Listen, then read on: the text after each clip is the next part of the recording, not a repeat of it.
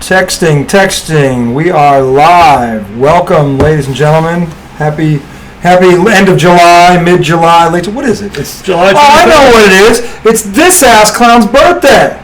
Oh yeah. For those of you who don't know, this is my slightly younger, much better looking, sometimes delusional, but best friend in the world. It's my brother Pete, and today he is turning the young age of 48. So before we get into all the shenanigans involving America's team and everything else, because there's a reason why he's here, and it's not just his birthday, but I wanted to wish him a happy birthday. He's my best friend. I love him, and he looks great for 48. Someday he'll grow his hair back. Who knows? Maybe he will, maybe he won't. Not in this life. Maybe, probably not. So anyway, welcome to I Don't Disagree, IDD, for you people on the inside. A sports talk show of not nearly really or any competitive banter whatsoever. It's just a bunch of bitter ex-athletes who have a passion for sports, and they need a place to vent like the rest of you. So here we are. Some are more bitter than others. Some are more bitter than others. You're looking at two of them.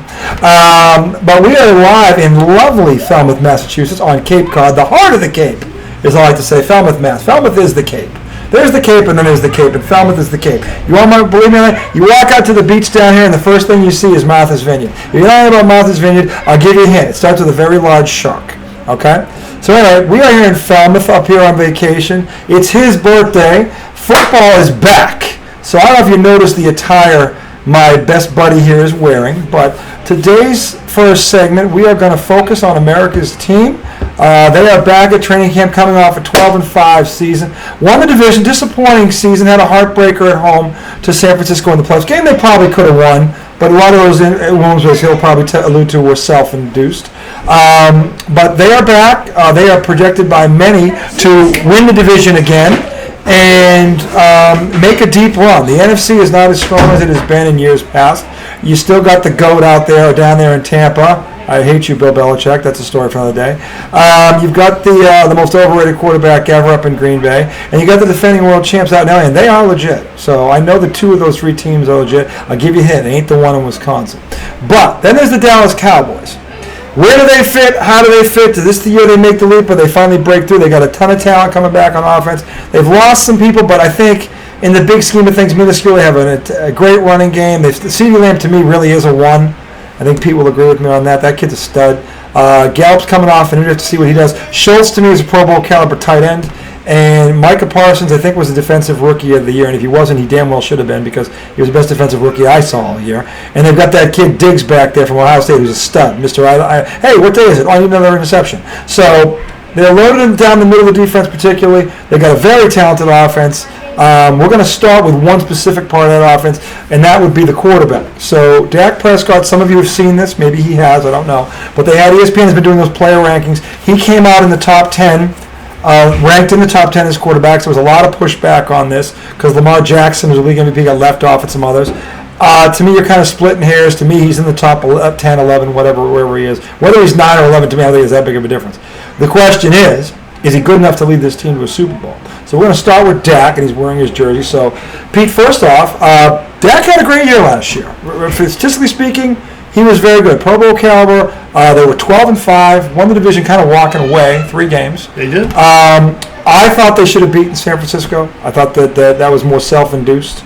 I don't think Jimmy G is a better quarterback than Dak Prescott. I'm not going to just try and, with a straight face, tell you that.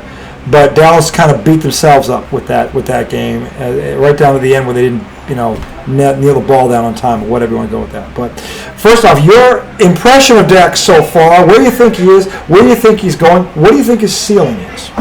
I think personally Dak Prescott can be. I shouldn't say will be because the Dallas Cowboys since the 90s have just been an enigma when they've been loaded with talent. They've had great offensive lines since the 90s, not just the 90s. Mm-hmm. They had it in the 2000s when they had Romo. They have it. They do have it now.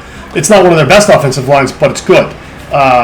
They've had the right people in for offensive lines. They've had good defenses, yet their performance in the playoffs has been mind-bogglingly bad for supposedly the amount of talent that they've had. Now, Dak Prescott, I don't put the onus on Dak Prescott. I know he's the quarterback, and you're right, he had a phenomenal year last year. In the regular season, the Cowboys led the league in scoring. Yeah, I mean, he was as good or damn close, was as good as anybody. Even the first game against Tampa last year, he put up ungodly numbers, even though they lost, and that was to Tom Brady, of course, and a loaded Tampa team. But that Tampa D, he lit up. Yeah. He put up big numbers against them. Losing Amari Cooper is not going to help him, but CD Lamb emerging into a number one, which he kind of already was, but now he definitely is. Mm-hmm. And if Gallup is healthy, and the other gentleman they have in there, the receivers, plus Schultz at tight end, and then you have, of course, you get Zeke. Is Cedric Wilson back? The receiver? He was solid last year. I didn't see him on the roster. Okay, he was last year. He could be injured still. On the depth chart, though, wide receiver. Yeah. What did you say? What was his name? Cedric Wilson Jr. Cedric Wilson Jr. Had a solid year, 45 catches, 600 yards, 6 touchdowns, 13.4. If that's your fourth guy, he's not on there. He's not on the roster. Not on this. If this is active, he's not on there. They got James Washington is their slot receiver. Okay. And then you got for backups, you got Simi Feheko. I don't even know who he is. Yeah. Jalen Tolbert, Noah Brown, and Matthew Latesco. Okay, so these are you all. have Schultz, you have Gallup, and you have Lamb. Yeah, you have those guys. Okay. So they don't lack talent. No. Do they have a top 2 receiving core? Do they have a top 10 receiving core anymore? No, they don't, because they lost Amari Cooper. It's still going to be good though, because when you have don't forget Ezekiel Elliott is an all-purpose back. He can catch the ball in the backfield. He's probably one of the best receiving backs in the league. So offensively, I don't think they're going to struggle. The question is.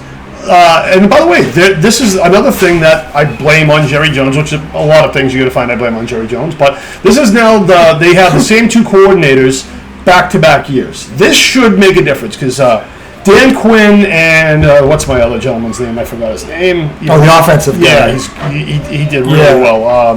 He was. I'll think of his name. He was up for some head coaching. He was offered a couple of head coaching jobs. Yeah. He just didn't take them. That's my brother-in-law, John, just walking into the screen, ladies and gentlemen. Say hi, John. The only reason John's getting away with this is this is John's house, so John gets away with John whatever John wants. John and I will be doing a show later on this week together. That America is John McCosh, the redoubtable, the bitter, the angry. If you saw the Red Sox last night, you know he's angry. Oh my God. John McCosh. We were going to talk about that. We're not later. That's Wednesday. Anyway, that's John. You'll see him again soon. Offensive coordinator's name is Kellen Moore. Who looked like a genius last year. Because the Cowboys, this has been their problem, and it still is their problem now, I'm just being honest. Yeah. As good as their offensive coordinators are, Dan Quinn and Kellen Moore, they're still being led by Mike McCarthy. Yeah. I personally have nothing against Mike McCarthy. I know he won a Super Bowl, but he did win it with an Aaron Rodgers-led Packers team. And the Cowboys, as always, since Bill Parcells coached them, have just lacked discipline. They shoot themselves in the foot habitually, no matter who the quarterback is. Tony Romo has the best numbers out of any Dallas Cowboy quarterback in the history of the franchise, yet he barely has any playoff wins. I think he has 2, maybe 2. He has 2, yeah. And it's not just because of Tony Romo. He had to carry that team a lot of years, but their coaching has been just mediocre at best. So when I think of Dak Prescott having Kellen Moore again this year, and him now coming into, I believe it's his 5th season or 6th season? Yes.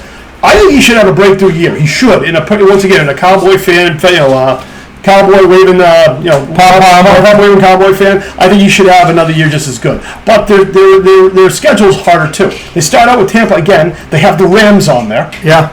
They have a couple other tough teams on there because they won the division. They get a first place schedule. Their out of division schedule is pretty tough. So that's going to be difficult for them. Yeah. The hardest part for them isn't going to be the offense. It's going to be the defense because last year the reason they were 12-5, the defense stepped up big time. Adding Micah Parsons was just huge. That was probably one of the steals of the draft because Dallas wasn't even supposed to take a linebacker. Yeah. The cornerback they wanted to take was drafted a spot before they could pick. That's true. So they kind of fell into Micah Parsons. And talk about getting lucky. The guy won the defensive rookie of the year, and he easily was up for defensive player of the year. Yes, he was absolutely nasty and exactly what the Cowboys needed because he bolstered that linebacking core. Yes. So and now you have DeMarcus Lawrence back. Yes. So. And you have Diggs back there as another year. Total caliber safety. They got a decent defense. Do they have a good enough defense to beat the Rams or beat the Buccaneers? This is in the playoffs we're talking? Yeah. I don't know. The Rams are still loaded.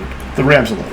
The Bucs are loaded. The Bucs are loaded. Bucs still. You know, the thing about the Bucs is, what people forget, they were 13-4. What people forget is their starting defense that won the Super Bowl last year only played one game together, and that was the playoff loss to the Rams. The whole season, they were never healthy. They were missing at least 4 or 5 starters every week of the season. And the Rams are doing what the Cowboys did in the 90s. They got every good player that's out there. Anybody who's a free agent, they bagged him. I mean, they got what's his name? Beckham Jr. They got him to come in, and he paid dividends. He did. He paid dividends. He was good. Yeah. They stole the quarterback from Detroit. Yeah.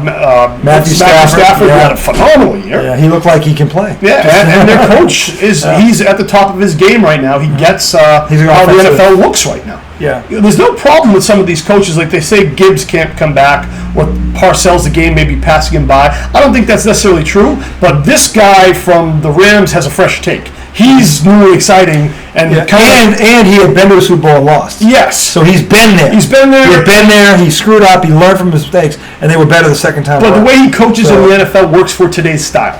You can age out of this league as a coach too. Sure. If you're running T-bones and stuff like that, this ain't the league for you. It's just not. You're going to be running more advanced offense. So that's why I think the Cowboys on offense with Dak Prescott this year, with Kellen Moore with another year at offensive coordinator, they should be better. Well, but it's going to be, once again, tough because of the schedule, and we have to see how much of a problem it is not having, what's his name, Amari Cooper back. That's really going to be... To your point, Dak last, just some numbers for you, just so you know he's not off his rocker.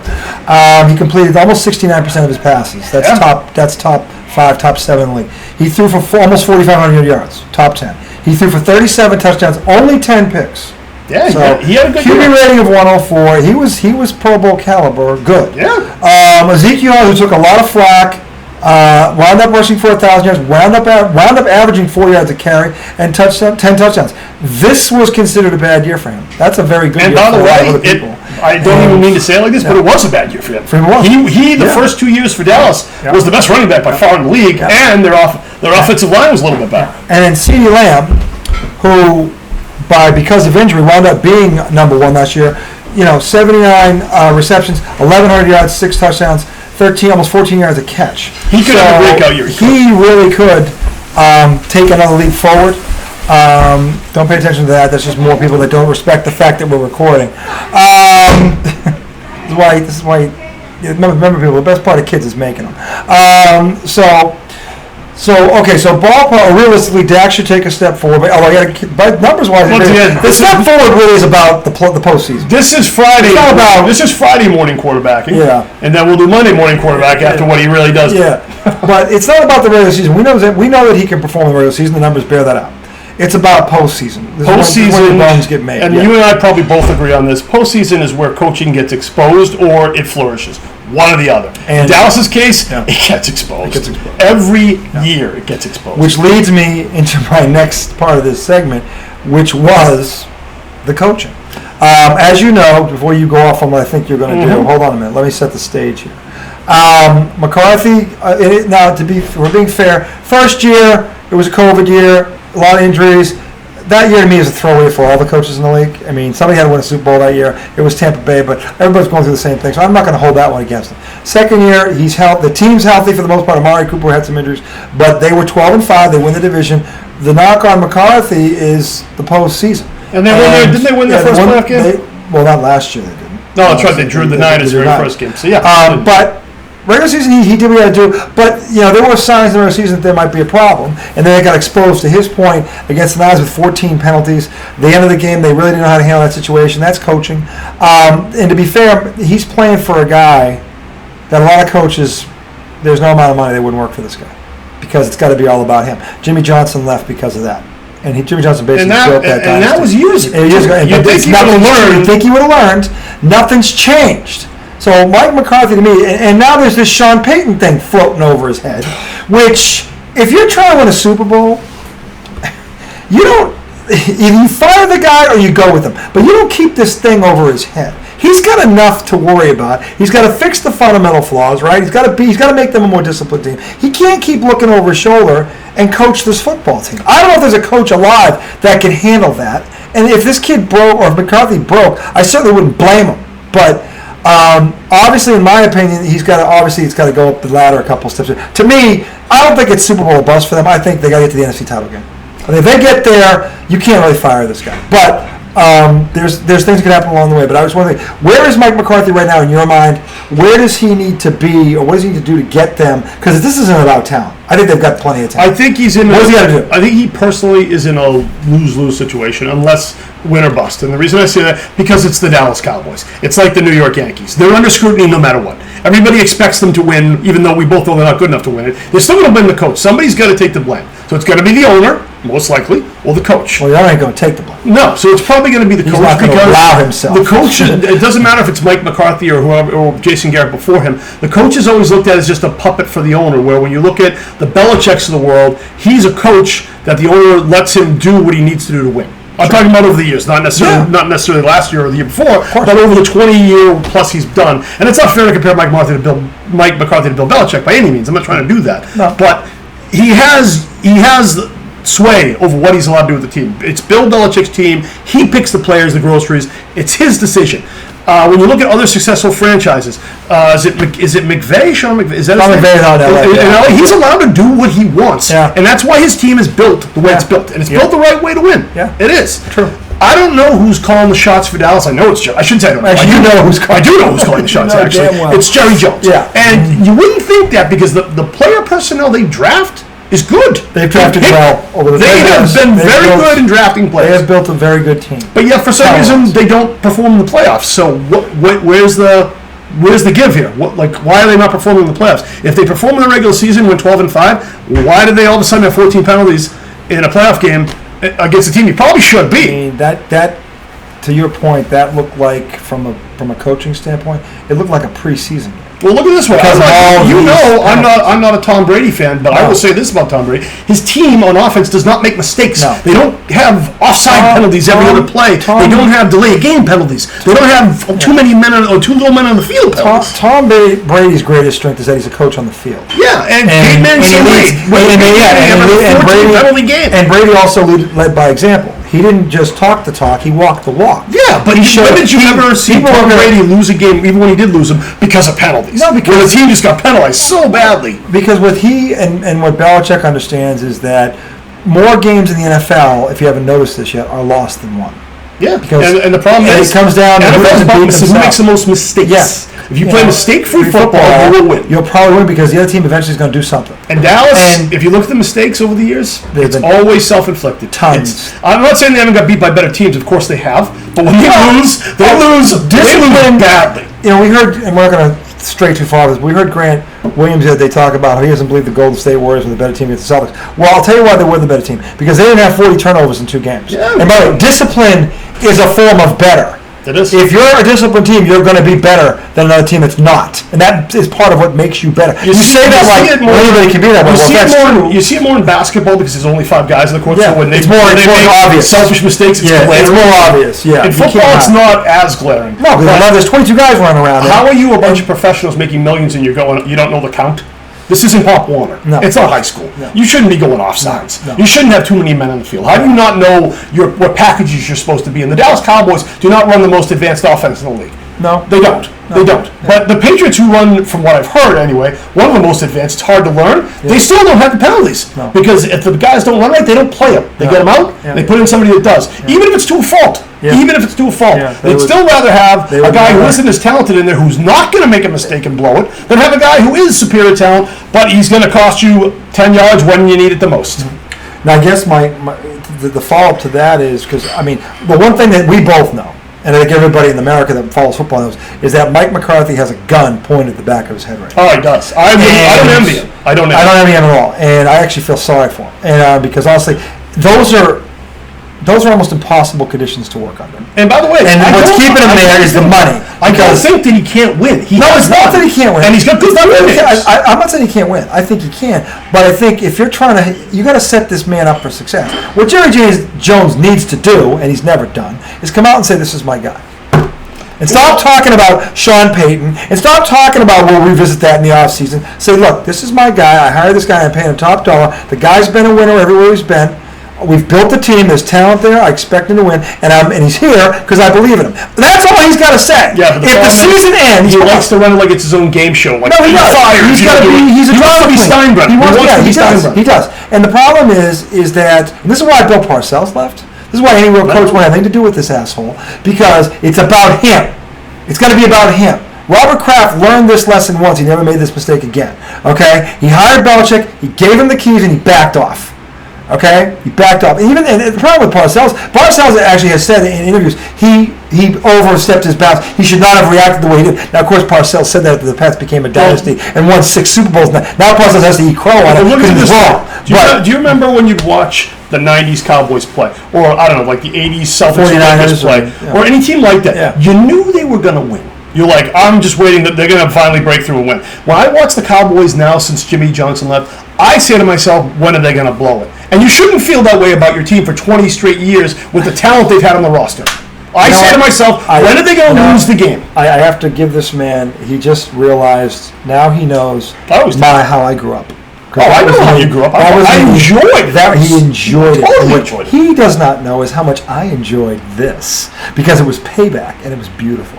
It was beautiful. After listening to this my entire childhood, him and the other one. In my childhood, the Cowboys didn't win either. No, until the 90s. But they had 2 more than the Patriots did, and the Cowboys got close. The Patriots never were close. They were never close. 85 to me was the don't forget, you didn't even have a real stadium, and you didn't get one. No, we had a toilet bowl. The original franchise player, Drew Bledsoe, which is the reason we got Gillette built. Yeah. True. Drew Bledsoe has Hall of Fame numbers. He's not in the Hall of Fame. The reason he's not in the Hall of Fame because they happen to get the greatest quarterback of all time. I feel bad for Drew on that. The guy threw for 4. He broke every Patriots passing record until Tom Brady eclipsed him. He's been to 2 Super Bowls. He's won 1. He actually won that AFC title game when Brady got hurt and helped him get there. He's a 5-time Pro Bowl. He did it with 4 different offensive coordinators. He's also made the Pro Bowl with 3 different teams. Yeah. No other quarterback in the history of the NFL is a Hall of Famer in most people's eyes. Stanley Morgan, by the way, who also he's up for nomination again. He better get in this time. 19 yards a catch back when they could rape you in the secondary. Did Irving Fryer get it? No. Morgan's better than Fryer. Does he have better yards though? Did Fryer have 11,000 plus? No. I could be thinking of Stanley Morgan is way better than Fryer was. Anyway, and Fryer was good. Morgan's just better. But the bottom line is, Mike McCarthy's on a major league hot seat. And it's funny we're saying that about a team that finished in first place last year in the division. Yeah, but we also know why they finished in first. The division was weak. It was a down year. The divisions, Philadelphia also got in. So for a weak division, 2 teams made the playoff. Yeah, but you were watching that week. I know, but you and I were watching the same season. We couldn't believe when the NFC teams would win games. We'd be like, did they just win another game? It'd be like Philly or Washington. They'd get a win, and we'd be like, how did that happen? But what we said earlier, more games in the NFL are lost than won. I agree. So they're no different in that regard than a lot of other teams. The difference is that the Cowboys have drafted well. They've got more talent than most teams, and I think their quarterback is good enough to win a Super Bowl. I don't know that he'll ever be. I'm going to be fair here with you. I don't know that he'll ever be a top 5 quarterback in the league. I don't think he has to be. I think he's good enough to win a Super Bowl. He's good enough to go to the Hall of Fame. And this is me giving your coach credit again. If you put Dak Prescott on the New England Patriots right now, he's a better coach. They would absolutely dominate. Yeah, I'm still in trouble with Buffalo. But you would be right. We don't know what Mac Jones is going to be. We'll get. It's nothing even against Mac Jones. I'm just saying, from what I've seen of Dak Prescott already, if you put him with a real coach and a team that's prepped to win now, look this way. Could he have won with the Rams last year? Absolutely. Throwing a Cooper Cup enough. Yeah, he's definitely. He could have. No, there's probably 4 or 5 teams. There are 4 or 5 guys that he could have done that. I think if you put him on Kansas City last year, he could have won the Super Bowl. He could have. If you put him on Cincinnati, he could have won the Super Bowl. So that's what I think of Dak Prescott. I think he's definitely an upper echelon quarterback. Yeah. Top 10, definitely top 5 is a maybe. Not yet.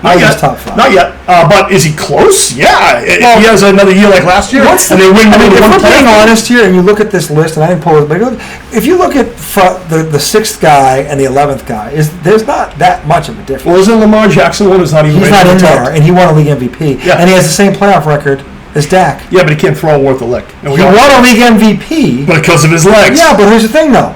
Here's the difference.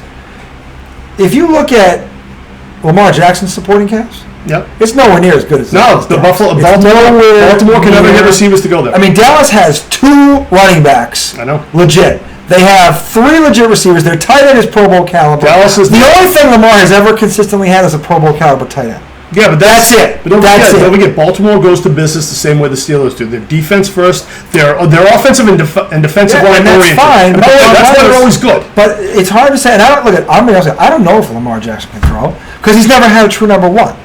He's never had a legit number 2. He probably won't get one because these wide receivers want to go places where they can break records. Yeah, I mean, I don't know if he's ever going to get one, but I know he has never had one. No. So I know Dak. Nobody worth mentioning. Yeah, I know for a fact Dak has had a legit number one. In fact, he's had two, and the second one is stepping up now. He's going to be that. Yeah. So, and again, he put up numbers conducive to that. I'm not saying that. And also, his first year, Dak Prescott, when he had that unbelievable rookie year, he had Des Bryant to throw to, and he had Whitten. He Whitten. So he's always had legit guys. Don't forget too. Also, then the offensive line was really, really good. Yeah, he's had that too. What's his name's rookie year? Ezekiel Elliott had a monster. Who was a stud coming out of college. Everybody knew he was a stud. Yeah. He went in the first round. He was projected to go there, and he's played like it when he's been healthy for the most part. Yes. So, I mean, he's got a slew. If you want to ask me more about Dak, if Ezekiel Elliott, and I'm not saying he can get back to that form because I don't know how much wear and tear has worn him out. Well, year two out of a surgery like that is usually better than year one. Yeah, because he should be better this year. If he's better, if he's like he was to form, they're going to be dangerous because he didn't run well last year and they still went 12-5. No, he had a bad year. He averaged 4 yards a carry. Because you remember his first year, he would break it and he'd be gone. Yeah. He would just be gone. Yeah. If he could do that for Dak, it's just a different game. They have an offense where they can literally switch up series to series. They have that kind of personnel. They do. They can. They have that kind of discipline to execute. This is where it goes back to McCarthy. What is McCarthy? And we're trying to get inside the head of a guy who we can't relate to. Because neither one of us has a boss who acts like this. No. So, in fact, I don't know who the hell does, quite honestly. So, I mean, he's really in a very unique situation with this owner. Because anything short of a Super Bowl, I think he's going to get fired. Well, which is not fair. Because I think if he got to the NFC title game and he loses to Tom Brady or he loses to the Rams, I think you can fire him for that. By the way, I don't know about the... Because I don't think they're better than those. I don't know about the Buccaneers. I haven't seen their roster. I'm sure it's good. But I know the Rams are still loaded, and they're not better than the Rams. Well, they lost Odell Beckham Jr. They lost another guy. Von Miller went to Buffalo. They're not as good in the first so they lost some people. They still have the best pass rusher, though. They still have Aaron Donald, who's the best down lineman since Reggie White. Yeah. I'll take that to my grave with me. He might even be better. I don't know. So they're down a little bit in the receiving core, which obviously doesn't hurt Dallas. I don't think. Look at Amari Cooper's best year, by the way, just so you know, is 1,200 yards and 11 touchdowns. Oh, I agree. Jamar Chase last year outdid him in his rookie year. Yeah, so Amari Cooper's a baller, but there's levels to this. Yeah, and Jamar Chase is already better than Amari Cooper ever was. I liked Amari Cooper because he was a solid 1-1A to CD Lamb, who was going to pass him anyway. Yeah, and he had hands. He could win his one-on-ones, and he was a good route runner. He was. So he had all those things going for him. But he was never that guy that was like the first thing you thought about when you thought the Cowboys was Amari Cooper. No. He was never that guy. I thought of CD Lamb last year before Amari Cooper. Yeah, I did. And I think CD Lamb, to me, is a one. Yes. And I think he's going to have a better year than he had last year. CD Lamb's a stud. He's a stud. I think he will have. He is a stud. If things go to plan, he should have a big year. I think the key for them, really, believe it or not, I think it's about how fast is Michael Gallup, who was having a great year until he got hurt. Because he only played 9 games. Yep. In 9 games, he had 445 yards and 2 touchdowns. If he had played 17 games, he would have flirted with 900,000 yards. Well, fielding Dallas... And C.D. Wilson, or Cedric Wilson Jr., you don't think is even on the team anymore? I didn't see him. He's gone? Okay, well, if he's gone, they got to replace his production. Yeah, but one thing Dallas did do, and I will give... This is the one thing, I'll give Jerry Jones credit where he does deserve it. He drafted a stud lineman. And Dallas's win, when they win, it's because the offensive line is loaded. They got a guard... Yeah. The kid he's talking about is Tyler Smith, offensive tackle out of Tulsa. They're going to play look at this guy. It looks like. This dude is a behemoth. He's 6'4 and a half, 325 pounds. He ran a 5-second 40-yard dash. A man that size who can run a 5-second 40-yard dash is not to be trifled with, especially in the running game, because that means he's going to run people over when they pull. And that's just it. Dallas, when they're good, they play smash mouth football, and the passing game opens up because of it. That's their key to victory. By the way, when they've had that, they've won. Yeah. They haven't had it in a while, but and also they've had good coaching. That obviously is part of it. Yes. So we're gonna close with my last guy. It was a 3-question thing, so we know what McCarthy's going to do, and we're being fair. He's doing it with a gun to his head. So, or if he does, to me, if McCarthy wins the Super Bowl this year, it'll be one of the greatest coaching performances in history because of the fact he has Jerry Jones breathing down his neck. And Sean Payton, who has already openly said, I'd love to coach the Cowboys. I'm just like, I don't know how he can perform that, but if he somehow pulls this off, to me, he goes down one of the greatest coaches ever because of all that shit going on.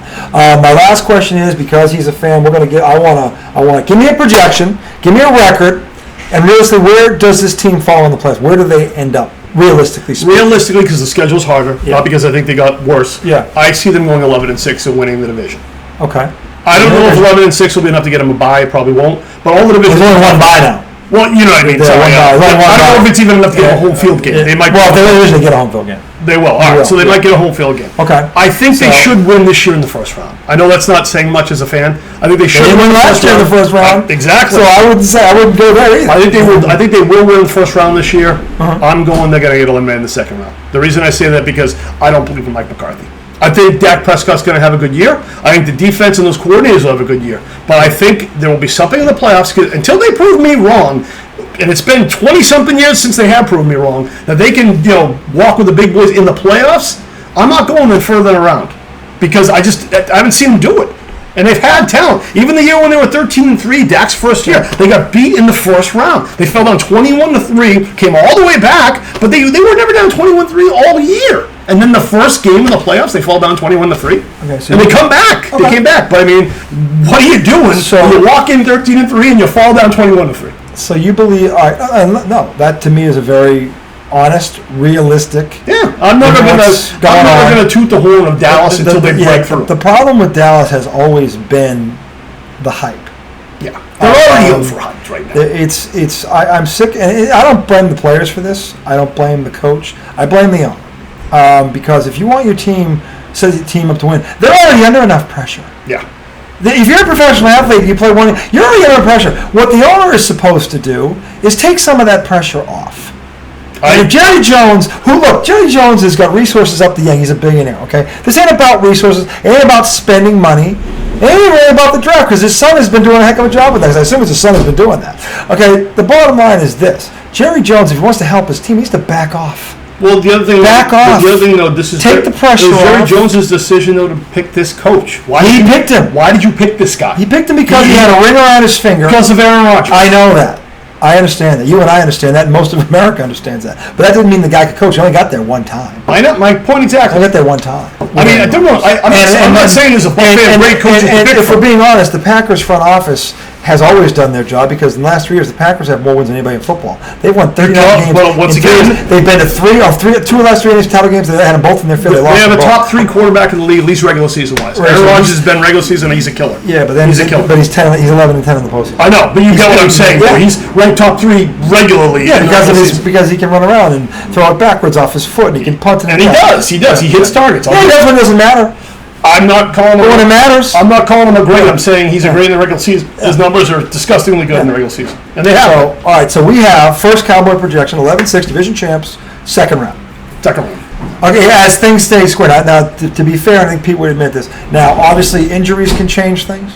The Cowboys can certainly add a player before that, or things like that, or another team can take. Tom Brady can go down tomorrow. They take game 1. I'm changing my prediction because I'm predicting them to lose to Tampa. Well, that's because they're opening up with Tampa. It's in Dallas, isn't it? It doesn't matter. That's Tampa, and once again, they haven't shown me. Gallup may not play. If they beat, Gronk ain't there. Gronk ain't there, but and Leonard Fournette is 60 pounds overweight. Dude, it's still Tampa Bay. No, it's Tom Brady. It's still Tom Brady. And if they can beat Tom Brady in game 1, then they might end up 12-5. They can't play without Tom Brady and all those weapons with 7-9. I know. So, no, I agree. All right, so when you as a Patriots fan, well, take the Patriot part out of the Tom Brady part in it. You as a Tom Brady knowing as well as he is, you know full well he doesn't make mistakes, and if Dallas does, he's going to win. And bottom line, it's just what's going to happen. It's not that Brady doesn't make mistakes. He just doesn't make them he knows at that moment when the game, he doesn't make it then. If he makes a mistake, he knows the moment. It's talked about all week because he usually makes one. Yeah, Tom Brady understands the moment better than any player I've ever seen.